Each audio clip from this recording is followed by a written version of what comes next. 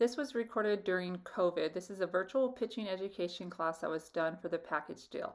Let's start with some arm swings, okay? Shoulder maintenance, getting even with your hip and your head. Notice how that line, it cuts the center of my body, left side and right side. Our arms are always working in circles, so it's really important for us to do proper maintenance. If we can work on speeding up our arm on the way up to 12 o'clock, it's going to be that much better when we come down into our snap to be able to throw the pitch. These are great to use during your warm-up, after your pitching drills. Next, let's take out a next look. See that arrow? A little bow and arrow shape is one of the greatest ways to be in form, proper pitching form. As we think about pitching, we also want to think about upper body and lower body rotation. So as our front leg stabilizes, our upper body can rotate. It's easier to see with a glove, so let's take a look. See, here, your upper body rotates as our lower body stabilizes. This creates torque and power in cutting our body in an angle from our front leg to our ball hand.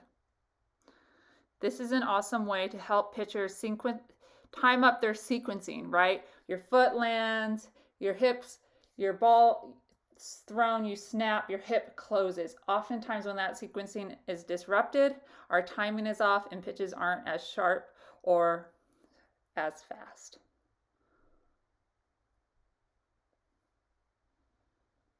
Okay, next, this is about just another pitching drill talking about our form and mechanics. Let's talk about just getting our hips into a better form. When we stand on the mound, the last thing we want is for our hips to be really straight up, okay? We have to have some sort of movement or angle that's going to allow us to be able to create some explosive power. In order to do this, we need to lead with our hips first, okay? Maybe a little booty bump. If you've ever played basketball, think about blocking someone out. We want to keep it in our legs, in our lower body, and allow our hips to rotate back first. Best way to do this is to practice by sitting on a stool, and you can even put something on the stool like a glove or something to kind of knock off or push off with your booty.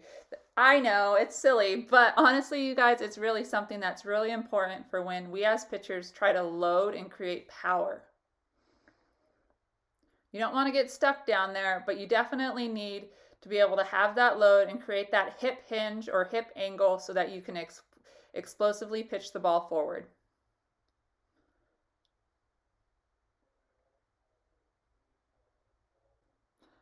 All right, next up, just talking a little bit basic, but I know we always forget. Make sure that that blue line, your power line, it's split between you and your body is even. I always say, let it line up with your nose. You don't want your feet too narrow on that line. And then whatever pitching motion works for you with that load and that hip hinge is going to create such a difference.